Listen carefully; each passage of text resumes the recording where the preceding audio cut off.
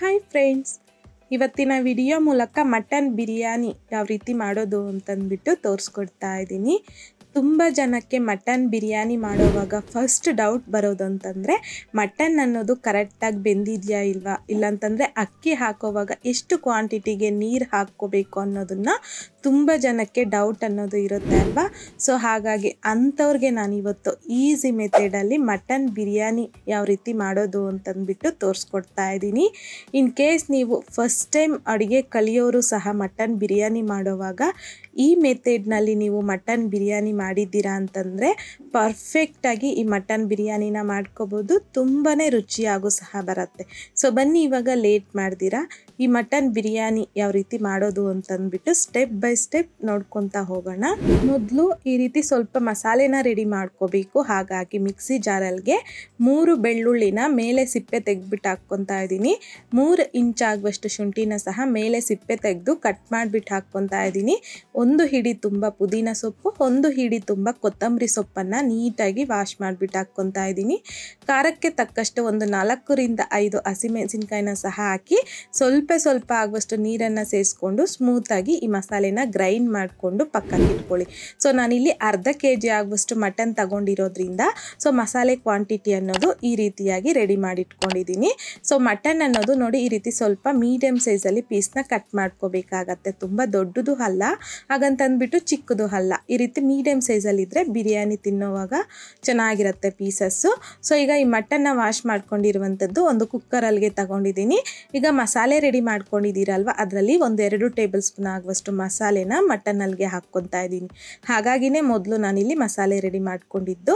ಒಂದು ಅರ್ಧ tea spoon ಆಗುವಷ್ಟು ಅರಿಶಿನ, ಈ ಮಟನ್ಗೆ ಎಷ್ಟು ಬೇಕೋ ಅಷ್ಟು ಮಾತ್ರ, ರುಚಿಗೆ ತಕ್ಕಷ್ಟು ಕಲ್ಲುಪ್ಪು, ಹಾಗೆಯೇ 1-2 ಟೀ ಸ್ಪೂನ್ ಆಗುವಷ್ಟು ಎಣ್ಣೆ, ಮಟನ್ ಬೇಯೋದಕ್ಕೆ ಒಂದು 500 ರಿಂದ 600 ml ಆಗುವಷ್ಟು ನೀರನ್ನು ಹಾಕ್ಕೊತಾ ಇದ್ದೀನಿ. ಬಿರಿಯಾನಿಗೆ ಯಾವತ್ತಾದರೂ ಸಹ ನೀವು ಬಿರಿಯಾನಿ ಮಾಡಬೇಕಾದ್ರೆ ಸೊ ಈ ರೀತಿ ಸ್ವಲ್ಪ ಕೊಬ್ಬಿನಾಂಶ ಇರೋ ಹಾಗೆ ನೋಡ್ಕೊಳ್ಳಿ ಮಟನ್ನಲ್ಲಿ, ಆವಾಗಲೇ ಬಿರಿಯಾನಿ ಟೇಸ್ಟ್ ಅನ್ನೋದು ಚೆನ್ನಾಗಿರೋದು. ಈಗ ಕುಕ್ಕರ್ ಲಿಡ್ನ ಕ್ಲೋಸ್ ಮಾಡಿಕೊಂಡು ಮೀಡಿಯಂ ಫ್ಲೇಮ್ನಲ್ಲಿ 8 ರಿಂದ 10 ವಿಷಲ್ ಬರೋವರೆಗೂ ಬಿಡಿ. ಸೊ ಅಷ್ಟರಲ್ಲಿ ನಾನಿಲ್ಲಿ ಅಕ್ಕಿನ ತಗೊತಾ ಇದ್ದೀನಿ. ಅರ್ಧ kg ಆಗುವಷ್ಟು ಮಟನ್ ತಗೊಂಡಿರೋದ್ರಿಂದ ಟೋಟಲ್ ಆಗಿ ನಾನಿಲ್ಲಿ ಅರ್ಧ kg ಆಗುವಷ್ಟು ಅಕ್ಕಿ ತಗೊಂಡಿದ್ದೀನಿ. ನಾನಿಲ್ಲಿ 2 ತರಹದ್ದು ಅಕ್ಕಿ ತಗೊಂಡಿದ್ದೀನಿ. 1 ಕಪ್ ಆಗುವಷ್ಟು ಬಾಸ್ಮತಿ ರೈಸ್, ಹಾಗೆಯೇ 1 ಕಪ್ ಆಗುವಷ್ಟು ಬುಲೆಟ್ ಟ್ರೈನ್ ರೈಸ್ ಬರುತ್ತೆ. ಸೊ ಅದನ್ನು ತಗೊಂಡಿದ್ದೀನಿ. ಈ ರೀತಿ ಎರಡನ್ನು ಹಾಕಿ ನಾವು ಬಿರಿಯಾನಿ ಮಾಡೋದ್ರಿಂದ ಬಿರಿಯಾನಿ ರೈಸ್ ಟೇಸ್ಟ್ ಅನ್ನೋದು ತುಂಬ ಚೆನ್ನಾಗಿರುತ್ತೆ. ಈಗ ನೀರನ್ನು ಸೇರಿಸ್ಕೊಂಡು 1-2 ರಿಂದ 3 ಸಲ ನೀಟಾಗಿ ವಾಶ್ ಮಾಡಿಕೊಂಡು ನೀರನ್ನು ಸೇರಿಸಿ ಒಂದು 10 ರಿಂದ 15 ನಿಮಿಷ ಮಾತ್ರ ಅಕ್ಕಿನ ನೆನೆಸ್ಕೊಳ್ಳಿ ಸಾಕು. ಅಷ್ಟರಲ್ಲಿ ಮಟನ್ ನಮಗಿಲ್ಲಿ ಒಂದು 10 ವಿಷಲ್ ಬಂದು ವಿಷಲ್ ಪೂರ್ತಿಯಾಗಿ ತಣ್ಣಗಾಗಿರುತ್ತೆ. ಸೊ ಈಗ ಲಿಡ್ಡನ್ನು ಓಪನ್ ಮಾಡ್ಕೊಂಡು ಮಟನ್ ತೋರಿಸ್ತಾ ಇದ್ದೀನಿ ನೋಡಿ. ನಮಗಿಲ್ಲಿ 100% ಆಗುವಷ್ಟು ಪೂರ್ತಿಯಾಗಿ ಮಟನ್ ಅನ್ನೋದು ಬೆಂದೋಗಿರಬೇಕು. ಸೊ ಮಟನ್ ಬೆಂದಾದ ನಂತರ ಪಕ್ಕಕ್ಕೆ ಇಟ್ಕೊಂಡು ಕಡಾಯಿಗೆ ಒಂದು 3 ರಿಂದ 4 ಟೇಬಲ್ ಸ್ಪೂನ್ ಆಗುವಷ್ಟು ಎಣ್ಣೆ ಬಿಸಿ ಆಗ್ತಾ ಇರಲಿ. ಅಷ್ಟರಲ್ಲಿ ನಾನಿಲ್ಲಿ 4 ಈರುಳ್ಳಿನ ಸಣ್ಣದಾಗಿ ಉದ್ದವಾಗಿ ಕಟ್ ಮಾಡಿಬಿಟ್ಟು ಹಾಕ್ಕೊಂಡಿದ್ದೀನಿ. 1 ಟೀ ಸ್ಪೂನ್ ಆಗುವಷ್ಟು ಸ್ಟೋನ್ ಫ್ಲವರ್, ಹಾಗೆಯೇ 2 ಇಂಚ್ ಆಗುವಷ್ಟು ಚಕ್ಕೆ, ಚಿಕ್ಕ ಸೈಜಲ್ಲಿ ಇರುತ್ತಲ್ವ ಮರಾಠಿ ಮೊಗು, ಚಿಕ್ಕದಾಗಿರೋದ್ರಿಂದ 3 ಹಾಕ್ಕೊತಾ ಇದ್ದೀನಿ. ಹಾಗೆಯೇ 1 ಟೇಬಲ್ ಸ್ಪೂನ್ ಆಗುವಷ್ಟು ಕಸೂರಿ ಮೇಥಿ, 2 ಸ್ಟಾರ್ ಫ್ಲವರ್ ಹಾಕ್ಕೊತಾ ಇದ್ದೀನಿ. ಒಂದು 8 ರಿಂದ 10 ಲವಂಗ, 1 ಟೀ ಸ್ಪೂನ್ ಆಗುವಷ್ಟು ಜೀರಿಗೆ, 1 ಟೀ ಸ್ಪೂನ್ ಆಗುವಷ್ಟು ಸೋಂಪನ್ನು ಸಹ ಹಾಕ್ಕೊತಾ ಇದ್ದೀನಿ. 2 ಚಿಕ್ಕ ಸೈಜಲ್ಲಿರುವಂಥದ್ದು ಬಿರಿಯಾನಿ ಎಳೆನೂ ಹಾಕ್ಕೊತಾ ಇದ್ದೀನಿ. ಒಂದು 5 ರಿಂದ 6 ಏಲಕ್ಕಿನ ಸಹ ಹಾಕ್ಕೊತಾ ಇದ್ದೀನಿ. 1 ಜಾವಿತ್ರಿ ಹಾಕ್ಕೊತಾ ಇದ್ದೀನಿ. ಸೊ ಇಷ್ಟು ನಾನಿಲ್ಲಿ ಸ್ಪೈಸಿ ಐಟಮ್ಸ್ ಹಾಗೆಯೇ ಈರುಳ್ಳಿ ಎರಡನ್ನು ಮಿಕ್ಸ್ ಮಾಡಿ ಎಣ್ಣೆ ಆಲ್ರೆಡಿ ಬಿಸಿ ಆಗೋದಕ್ಕೆ ಇಕ್ಕಿದ್ರಲ್ವ ಅದರಲ್ಲಿ ಹಾಕ್ಕೊತಾ ಇದ್ದೀನಿ. ಸ್ವಲ್ಪ ಸಾಲ್ಟನ್ನು ಸಹ ಹಾಕ್ಕೊತಾ ಇದ್ದೀನಿ. ಈರುಳ್ಳಿ ಜೊತೆಯಲ್ಲಿ ಸಾಲ್ಟ್ ಹಾಕೋದ್ರಿಂದ ಈರುಳ್ಳಿ ಬೇಗ ಫ್ರೈ ಮಾಡ್ಕೋಬೋದು. ಈಗ ಲಿಡ್ನ ಕ್ಲೋಸ್ ಮಾಡಿಕೊಂಡು ಲೋ ಟು ಮೀಡಿಯಮ್ ಫ್ಲೇಮ್ನಲ್ಲಿ ಒಂದು 3 ನಿಮಿಷ ಹಾಗೆ ಬಿಟ್ಬಿಡಿ. 3 ನಿಮಿಷ ಆದ ನಂತರ ಲಿಡ್ನ ತೆಗೆದು ಈ ರೀತಿ ಮಿಕ್ಸ್ ಮಾಡ್ಕೊತಾ ಈರುಳ್ಳಿ ಈ ರೀತಿ ಗೋಲ್ಡನ್ ಕಲರ್ ಬರೋವರೆಗೂ ಫ್ರೈ ಮಾಡ್ಕೊಳ್ಳಿ. ಗೋಲ್ಡನ್ ಕಲರ್ ಬಂದಾದ ನಂತರ ಸ್ಟಾರ್ಟಿಂಗಲ್ಲಿ ಮಸಾಲೆ ರೆಡಿ ಮಾಡಿ ಇಟ್ಕೊಂಡಿದ್ದೀರಲ್ವ, ಸೊ ಆ ಮಸಾಲೆ ಪೂರ್ತಿಯಾಗಿ ಹಾಕ್ಕೊಂಡು ಮಿಕ್ಸ್ ಮಾಡ್ಕೊತಾ ಲೋ ಟು ಮೀಡಿಯಮ್ ಫ್ಲೇಮ್ನಲ್ಲಿ ಒಂದು 3 ರಿಂದ 4 ನಿಮಿಷ ಮಸಾಲೆನ ಫ್ರೈ ಮಾಡಿಕೊಂಡು ಆಮೇಲೆ ನಾನಿಲ್ಲಿ ಒಂದು 3 ಚೆನ್ನಾಗಿ ಹಣ್ಣಾಗಿರುವಂತಹ ಟೊಮೊಟೊನ ಕಟ್ ಮಾಡಿಬಿಟ್ಟು ಹಾಕ್ಕೊಂಡಿದ್ದೀನಿ. ಮಿಕ್ಸ್ ಮಾಡಿಕೊಂಡು ಲಿಡ್ಡನ್ನು ಕ್ಲೋಸ್ ಮಾಡಿಕೊಂಡು ಲೋ ಫ್ಲೇಮ್ನಲ್ಲಿ ಒಂದು 3 ರಿಂದ 4 ನಿಮಿಷ ಹಾಗೆ ಬಿಟ್ಬಿಡಿ.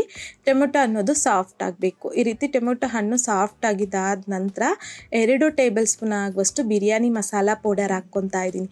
ನೀವು ಯಾವ ಬ್ರ್ಯಾಂಡ್ದಾದರೂ ಸಹ ತಗೋಬೋದು. ಮಾಡ್ಕೋಬೋದು, ನಿಮ್ಗೆ ಯಾವ್ದು ಇಷ್ಟ ಆಗುತ್ತಾ ಅದು. ಹಾಗೆಯೇ 1 ಟೇಬಲ್ ಸ್ಪೂನ್ ಆಗುವಷ್ಟು ಧನಿಯಾ ಪೌಡರ್, ಹಾಗೆಯೇ 3 ಟೇಬಲ್ ಸ್ಪೂನ್ ಆಗುವಷ್ಟು ಮೊಸರನ್ನ ಸಹ ಹಾಕ್ಕೊತಾ ಇದ್ದೀನಿ.